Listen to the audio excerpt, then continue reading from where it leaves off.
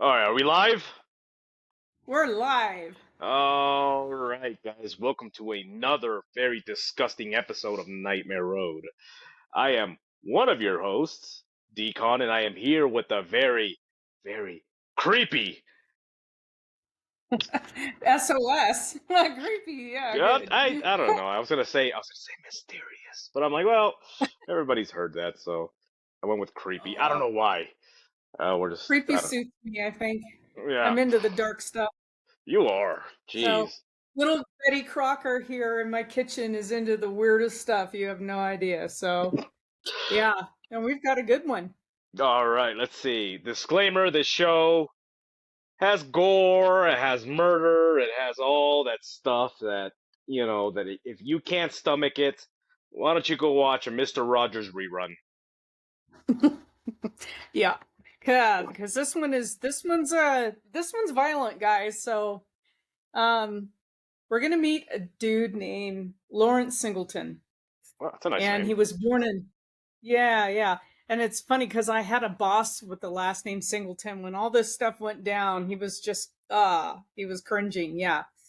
um Lawrence was born in Tampa, Florida. um and what ticks me off about this dude is that he served in Korea. It's Oh like man. he was, yeah, it's like, come on. um yeah, that was, my dad joined World War II, and he served in Korea, and it was like, you got to be kidding me, this dude did. Wait, So, was he but he, Navy or Marine? he was a Marine. Oh, No, uh, wait, I don't know. I think he might have been Navy. He became later a Merchant Marine. I okay. don't know what branch he was in. Honestly, I'm not seeing that anywhere in my notes. So I don't know. I want to say he was Navy. Something makes me think he was Navy. So Yeah, I'm gonna blame Navy too. Those damn Navy people. yeah, yeah, yeah. I know we're all weird. But and he was twice married, and he was described as a very violent alcoholic. So that ought to tell you everything you need to know about this dude. Uh, um, so Merchant Marine, and this later plays into everything because, um, yeah, I don't think we know everything he was up to because he's all over the world, right? I mean, he was Yeah. from vessel to vessel to vessel, and yeah, and we've seen this before with guys. So, um, he had a daughter who had no relationship with him. She later became terrified of him, and rightfully so. I think you'll see how this story unfolds. That she was that instinct, she was Yeah. she was very Something's afraid of wrong. him. Something wrong, yeah. So that's Lawrence. Now we're gonna meet Mary Vincent, and she was born in 1963, and she was an incredibly talented dancer. So all the way through grade school and high school, um, everybody thought she was gonna dance professionally, and um, she was growing. She grew up in Vegas, and so her dreams were to go, like, like a chorus line or do something like that, be a professional Yeah. dancer in Vegas. Yeah. So, and she was really, really talented, and everybody said that's where she was headed. But in 1978, her parents get divorced, and it really derailed her. It really affected her. And so, um her parents even worked in casinos, but when she entered her teenage years in high school, she really couldn't really hold it together. She started skipping school, leaving town with her boyfriend at one point, and the two lived. She drops out of school, and it's really a shame at this point. She drops out of school because, she could have been, um, very quickly out of high school. She would have been hired, I'm sure, from Yeah. in Vegas. But So she takes off with her boyfriend. The two live out of her boyfriend's car for a summer in Sausalito, California. So she's really familiar with the Bay Area of California. She hangs out there a lot. Authorities apprehended him on charges of raping another teenage girl. So he's arrested. So after that arrest, Mary, heads south and briefly lives with an uncle in SoCal, California. And then eventually she heads towards Corona, California, which is just outside a city in Los Angeles. That's where she's headed when everything goes south. She gets a ride to Berkeley, and that's where, like, her life is just forever changed. September 29th, 1978, Lawrence Singleton is 50 years old, and he's driving a van, and he's in Berkeley, and Mary and a few other teenagers are hanging around looking. They're hitchhiking. She wants to hitchhike down to Corona to go back down to her grandfather's house. But, um, you know, this is 78. People know that hitchhiking is dangerous, but she sees Lawrence drive up in this white van, and she thinks, he looks like my grandpa. He can't, Oh, he looks, yeah. yeah. We all know now that the van, you stay away from the Yeah, van, stay but away from the anyway. vans. I'm not falling for that one 3 times. Oh God. So she's thinking to herself, he looks like my grandpa, so I'll take a ride with this guy, because other people had slowed by and they're like, no, no, no, no, no, no. So she gets in the van and she tells him where she's going, and he's like, oh yeah, yeah, I'm going part of the way, blah blah blah. But then he's headed the wrong direction. He takes her into a really isolated area, which is a few miles west of Patterson, which is not far from the Interstate 5, but she keeps saying, hey, you're going the wrong way. She started to get really nervous at this point. And he's like, oh, I just get turned around. Sorry. Ha ha ha. And he's trying to calm her down. But despite his like friendly demeanor, he had been previously convicted of contributing to the delinquency of a minor and had a history of alcohol abuse. Um, and the whole contributing to a delinquency thing, yeah, well, okay. I'm not trying to play this off, but in the scheme of things of what Daryl was capable of, that's pretty minor. But Yeah. still, Yeah, he's I mean, picked up this girl, you know? oh, Oh, I know. It just yeah. okay. So Mary immediately believes something is off with Daryl. She's like, this doesn't feel right. Now we're going the wrong direction.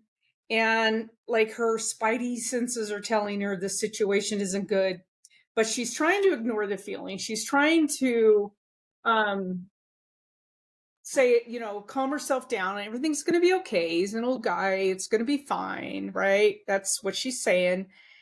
And then right as they're driving, um um Mary, let's see. Mary had Mary lit a cigarette after accepting the ride, and then she started sneezing. I don't know, from the smoke or whatever. And this seems like really innocent, but it's not. It's creepy and it's weird. Yeah. He reaches over and he starts caressing her neck, asking her if she's sick.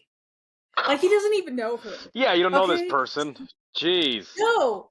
Oh, and so she's like, she didn't like the physical context, so she started pulling like away from his reach, like closer to the door. And eventually, and I don't know why, but eventually, I don't know how long they had gone, or if she was all turned around, but she drifts off to sleep. Huh. And he's like taking her into this remote area. That's the last. I would be like jumping out of the van at this Yeah, point. exactly. I But would have done that a anyway, long time ago. That's why I don't hitchhike. I don't want to yeah. get caressed by some old man. So uh, they're when she wakes up, they're chit chatting, and she's noticing that things don't look right to her. Like they're not on Interstate 5, and um, they're chit-chatting, and she's trying to make small talk, and she's even saying, if we stop somewhere, I'll even do your laundry for you to laundromat. I think she's probably trying to get out of the van Yeah, at this she's trying to. point. But Yeah.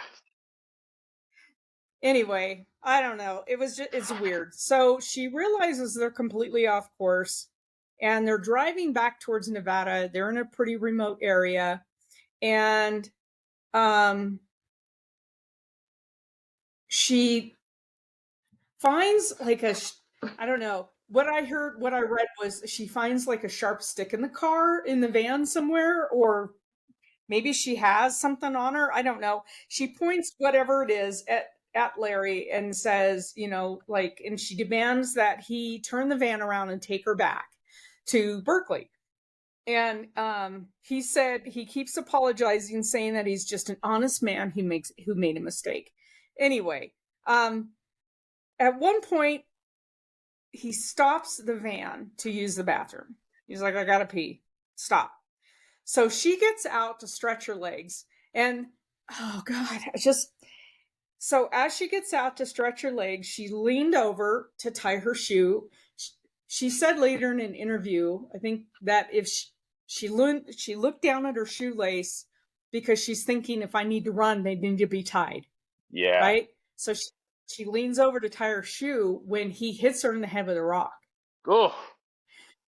Oh my God. So he across the back of their head, like, until she fell, he'd hit her.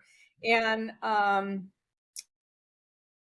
while she's on the ground, he's telling her, don't say a word or I'll kill you. And then he rapes her. Okay. And he insists Man, that if she this is wants to live, she has to obey him. All right. this is why I So, hate old people. oh my God. So Singleton then binds her hands behind her, and he drove for a while.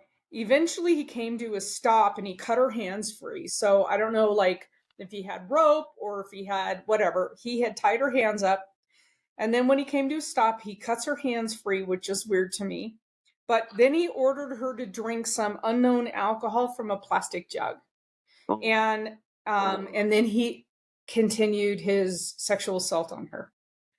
So when she regains consciousness, Singleton orders her to lie on the edge of the road, and she's pleading with him to set her free. He begins saying, you want to be free? I'll set you free. And she's reaching up to his arm, was what she said. She's reaching up to his arm, and she said, he grabs, I guess, from his back pocket or something.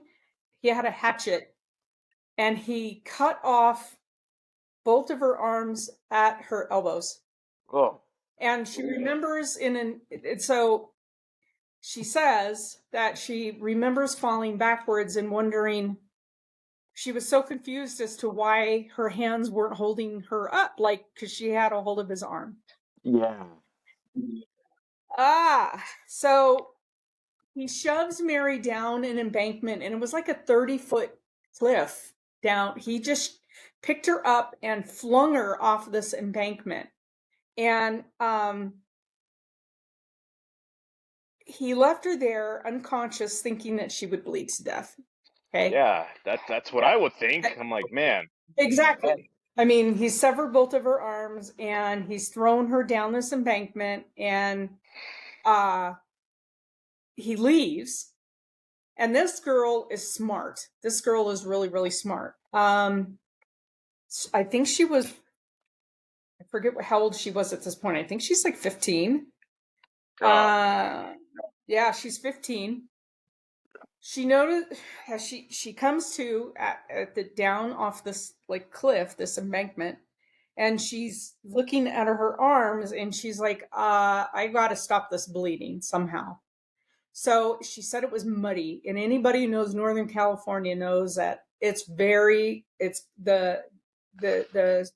soil it has a lot of clay content. They call it hard pan. Like, you can't even drill, you can't even use a post hole auger to get through that.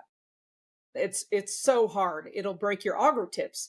And so it's muddy down there, and she knows that that's clay, and so she sticks Her the stumps nubs. of her arms, Yeah. in the clay, and it dries. So it's, Yeah. and then she holds her arms up and then it dries. So it makes like a bandage.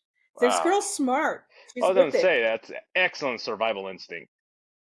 Exactly, man. So she's at the bottom of this ravine. She's naked. She's alone. She's bleeding. She she climbs out. She climbs like up the embankment to the road and starts walking out.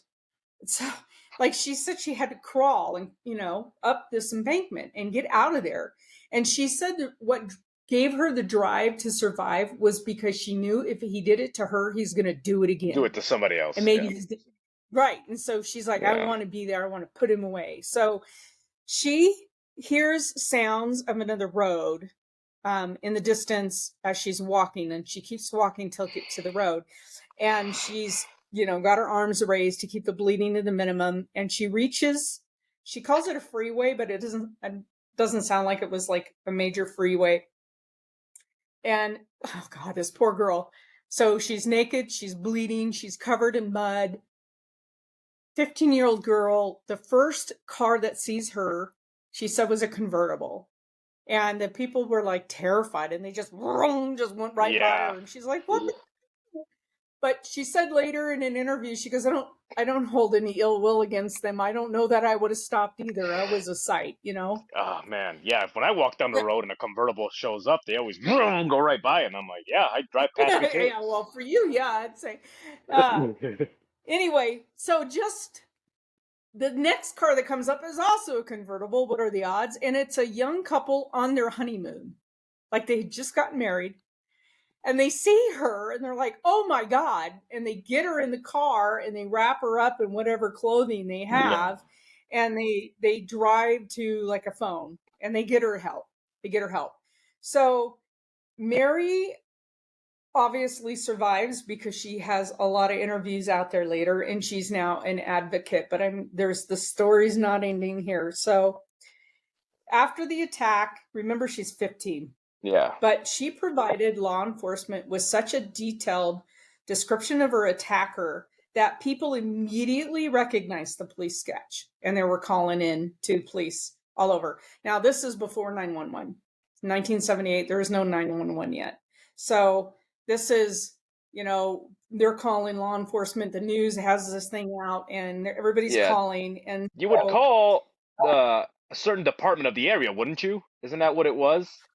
Was that like a yeah, you department just had call a certain phone number? your local police department phone number, right?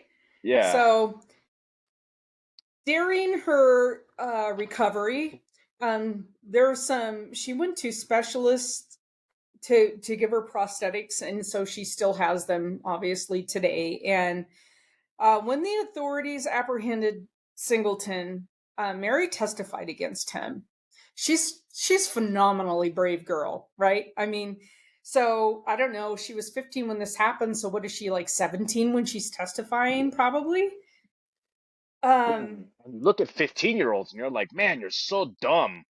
And then this I know, girl, right? Most of them are like, "Damn, how do you get jeez. dressed?" So Singleton, How do you brush your teeth without killing yourself? like, really, you need instructions. Singleton insisted during the trial that Mary was a sex worker and denied that he'd committed any crimes. He also maintained that someone else had been in the car with them and that Mary had threatened him with false accusations. And he even went so far as to call her a $10 a night whore, which is just like, Oh she man. must have been fuming. She must have Mm. been just fuming. Like I would have been throwing whatever I could at him in the courtroom. I'm like, You ah. would have So, you would have started making that concoction that the lady from the last episode. What was it? The all right. giggling nanny? Giggling nanny. Yeah. Yeah. So, despite his lies, Mary stands up in front of the court. She testifies against him. Mary only referred to Singleton as my attacker. She wouldn't give him his name. She Yeah. always said, that's my attacker, my attacker. And she declared in a firm voice that he did this. And she raised her arms up in court like, he did this to my arms. Like, she's so brave. Yeah, So, the fact that she refused to call him by his name and just call him the attacker, she's like dehumanizing him. Like, you're not even a person, you monster. yeah. So authorities had overwhelming evidence against him, right? And so he was convicted on multiple charges, including kidnapping, attempted murder, and rape. Mary left the courtroom after Singleton made it quite. Let's see. When Mary left the courtroom, he quietly made a comment to her that she said later. What he said to her was, "I'll finish this job if it takes me the rest of my life," as in killing her. Ugh. So he says that to her when she's leaving the courtroom after he's convicted. And she really lived in terror that for many, many years. And she lived in terror that, he gets convicted and he goes to prison, but she's having trouble like coping. She has severe PTSD from this. She isolates herself a lot. She's depressed. Poor She becomes really secretive about her life and her location. She's traumatized. And she developed an eating disorder. I mean, just all of these close relationships were falling apart because crap, yeah. you know? I mean, she's a hell of a survivor, but she still has all of the trauma that trauma comes in waves for years. It's not just right there for a few months. It rebounds itself around and rolls around in the noggin, it's terrible. Yeah, and you also So gotta think that she, back then hitchhiking, it, you always got advised like, oh, don't be hitchhiking, but a lot of people did it, and like she said in the beginning that he reminded him of her grandfather. I mean, and how can you not have trust issues with somebody that you immediately the first thing you think about is your grandfather, and then this person, victimizes you, and not just victimizes you. I mean, he changes your life completely. How oh can you trust yeah, anybody else? he's convicted obviously, and he ends up going to San Quentin. And this is so screwed up. After only 8 years and 4 months, he's released from San Quentin. That's all her life was worth. I mean, that would tick me off. So Yeah. uh, he was paroled for good behavior. Like he was such a model prisoner. Oh my God. But here's the deal. They tried to parole him. He still showed no remorse. He claimed that he was innocent, that he never assaulted her, he never attempted to murder her, blah blah blah. But and I remember this at the time when he was paroled because I was in. I grew up kind of close to the Lake Tahoe area, and I remember them trying to parole Singleton, and they could not find a community to parole him in because everybody was like, if they said they want to parole him, let's pick, like Berkeley, everybody would show up in Berkeley with signs. Southern California, let's pick a city, like Hollywood, everybody would show up with signs. And the prison system could not find a place that they found that would accept him in California. So this is bananas. They end up putting a mobile home on the grounds of San Quentin and housed him in it. He's a free man, technically, he's on parole, but he's living in a mobile home on the prison grounds because they don't know what to do with him. I Okay? would have I would have gotten like a group together and be like, we should tell them that we'll accept him, and be like, oh yeah, I bring know, him over right? here, and be like, hey, come on, brother, we believe you, and then he'd be walking around with no arms. Yeah, and worse. So, Yeah, I after wasn't gonna say claiming for that part. years, I think Mary would. After claiming for years that he was the victim, he ends up suing Mary. He ends up suing Mary. Can you believe this? He claimed um, that he remembered that Mary threatened to accuse him of rape and that she had brandished a stick at him. And she did say, yeah, I picked up a stick because I was trying to get him away Yeah, from me, yeah. Who the hell Um, picks up a stick in a threatening fashion? It's like, dude, that's like a last ditch effort. this 50-year-old man, and she's a 15-year-old, like 90-pound teenage Yeah. girl, you know? Um, I'm 50. I'm kidding. Singleton's well, Singleton apparently decided this was the reason he'd become violent, maintaining his mistreatment. You know, he said when he filed the complaint that he was suing Mary for forcible kidnap for the purposes of robbery, that she's kidnapped him. She's kid. Oh, Anyway, jeez. um, yes, like he's the one with the van, but she kidnapped him. And he said that he felt sorry for her, claiming that he almost vomited 3 times and couldn't sleep for several nights after he filed the lawsuit. The suit never gained any traction. Courts dismissed it. They're like, get the Yeah, hell like, dude, out you, of here. you, you cut off So, her arms. Get out of here. right. So, um, finally, he gives up on the idea of living in California. So he moves back home to Florida. I bet Florida was really happy for this. He did have a problem finding a community that would accept him, but he finally did. And so he moves back to Florida. He was arrested in 1990 for petty theft. He was sentenced to 2 years, but only served a fraction of the time, a few months. Yeah, I was gonna say And probably like then, 3 months. yeah, which is weird to me because if you're on parole, isn't that Yep, if you, automatically get you yeah, back into? yep, if you're on parole, and it doesn't matter what it is, even for jaywalking, they'll throw you back in prison. Yeah, you're going back. But I guess California didn't want him because they left him there. Well, listen to me. So, This guy, he's got to go back. Leave him in Florida. Come on, do it. Come so on. Are you okay? What shoot, happened? so maybe he's off parole at this point because 78, 79, 80. Let's say he gets sentenced. He only does 8 years. That's 88. Yeah, he's 1990, so he might have been off parole. But let's go up to February 19th, 1997. So this is about 20 years after he attacked Mary. He lures a prostitute named Roxanne Hayes to his home. Roxanne.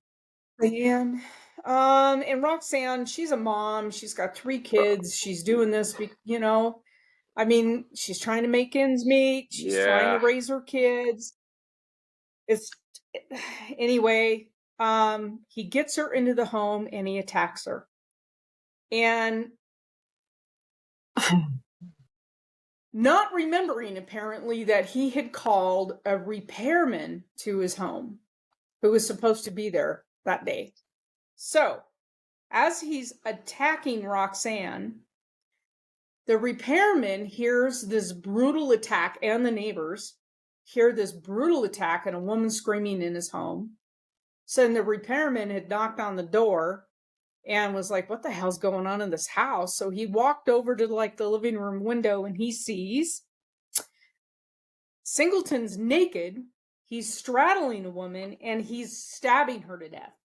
Oh, man. So, yeah.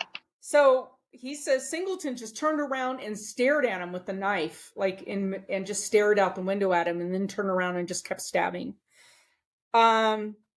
Obviously the repairman just like bolted. He's like, shit. He feared for his life. He fled the scene and went and called police. Oh, I So, thought I thought you said he went to go call a real man.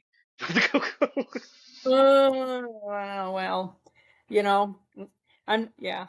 When police arrived, they found Daryl covered in, Lawrence covered in blood, and Hayes' dead body on the floor. And he had stabbed her multiple times. I forget how many times, but just like over and over and over. And during this trial, Mary flew to Florida to testify against him again. This girl's gutsy. Yeah. And so, yep. And I love her. She's amazing. I would love to meet her. She's really something else. The assistant attorney general of Florida, Scott Brown, said that he had a deeply ingrained hatred and dislike of women, which is obvious. He was sentenced to death. He did appeal it, but the Florida Supreme Court upheld the sentence and rejected the claim that he didn't get a fair trial because of notoriety from the California trial. They rejected it. So he was convicted of murder, sentenced to death, but unfortunately, instead of putting him in the chair at age of 74, he died of cancer while on death row. Mary, she had married and later divorced. She has two boys, two sons now that are grown. And once Singleton was convicted of to death, her life changed for the better. Like, she was no longer afraid because she knew he's not getting out this time. I Yeah. mean, he's behind bars. So she and her sons could kind of finally relax and just concentrate on living. And she became a really amazing artist. Like, I follow her art now. She's amazing. And she's like a motivational speaker. She's I mean, she's really an amazing woman at this point. And it could have been so bad for her. She did contemplate suicide at one time, but she said, I just, I mean, I'm sure in the back of her mind, she's thinking that just lets him win. Yeah, So, exactly. Like, yeah, gives him the victory. I was kind of hoping that you were gonna say that they had sentenced him to sit for 20 minutes in an alligator farm, just like in the middle of the pit, just like 20 minutes. That's all you get. I have, like, I go back and forth on the death penalty. Like, I don't know. Something like this, yeah. And then that's the kind of guy that I'm like, just throw him in the swamp or tie him up to a tree in the swamp and let the alligators have him. You know what I'm Yeah, saying? yeah. I go back and forth on the death penalty. It's like it has to be an absolute DNA, blah blah blah blah blah blah. I mean, Mary survived it, and she there was no doubt it was him. And then he does it again, and like Yeah, we and does said, it he's a and does merchant it and marine. does it again. They should have they I should have bet beat. there's bodies all over. Oh yeah, you kidding me? I mean, a guy that did this. I mean, how confident he was, had the whole plan, was in the van, probably drugged her somehow while he was in the van. This is somebody that this isn't their first rodeo. This is definitely he's. No. And serial killers, and he's a serial, right? Because I mean, I guess I don't know. He tried to kill Mary, and then he killed Roxanne, and they don't start at 50. No, People they like that def don't start murdering at 50. no, because by that point they're like, should I start killing people? I don't know. I'm kind of old. I'm kind of past my prime. This is he's obviously done it before. Probably did it in Yep. Korea. Like, you don't know. Like, this is somebody that Yep. has done it so many times. He was confident. He picked up the girl, knew what and then with this other girl that he murdered. I mean, just the confidence. I mean, Hmm. so this is somebody Sick. that's done it before. Yeah. So man, this is oof. He never admitted to anything else. He was asked, but he, like he said, he blamed everything on Mary to begin with, so he's not going to admit other Yeah. murders. But I I was wondering myself, like, did he start, uh, or did he? Most people who go to war, most people, it's it's not the act of killing they're enjoying; they're defending their country, whatever. Right? It's Yeah. not. He got a taste for it and liked it. Maybe, I don't know. Or, He was that weird, or there's people or that he did it before join. he left. Well, I mean, there's a lot of things. I mean, shit, when you're a recruiter and then you're bringing people in to enlist, you got to give them a mental evaluation, and you're like, this guy is not right. This guy is in it because he sees an opportunity. So yeah, they get a psych evaluation, and back in those days, he was probably off, and they didn't have the test that they have Right? now. And they're like, oh, you're ready? All right, let's get out of here. Let's go. So he was probably doing it Yeah. then, and then found an opportunity to do it more, or to actually do it in his brain legally, or I don't know. It's a war crime, guys, but Yes. back in those days, Yes. they didn't look too hard into it.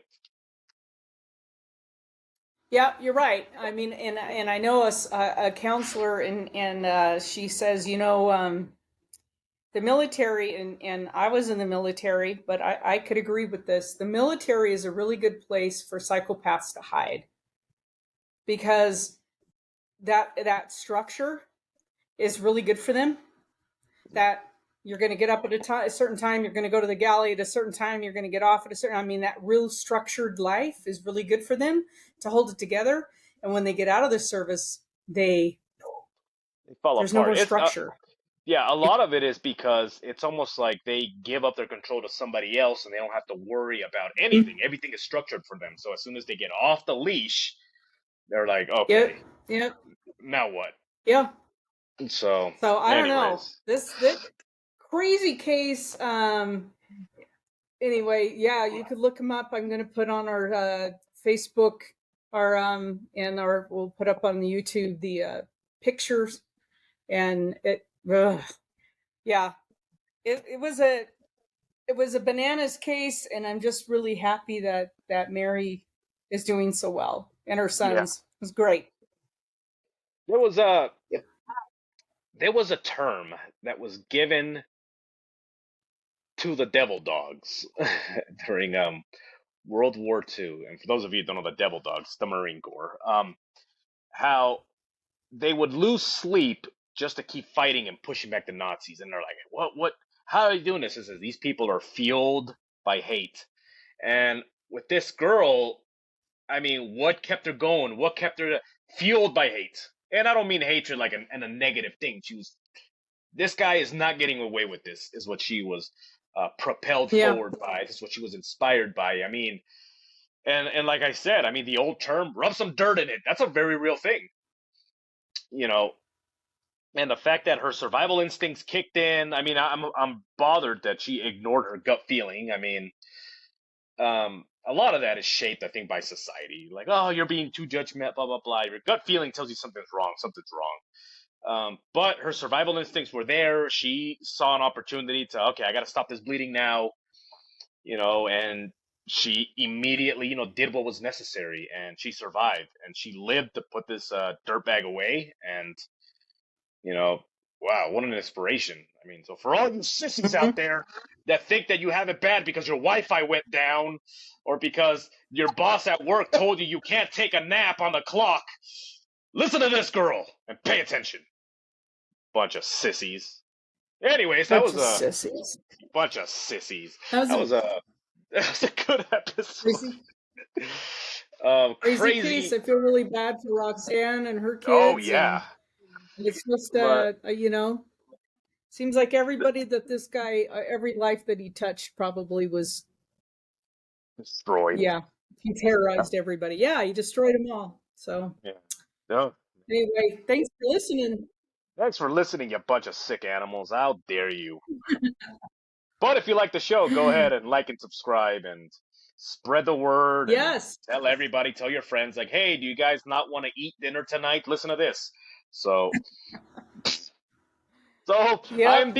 I'm All right. Decon, I'm SOS. and remember, guys, to always look. God. Remember to always look both ways, especially if you find yourself on Nightmare Road.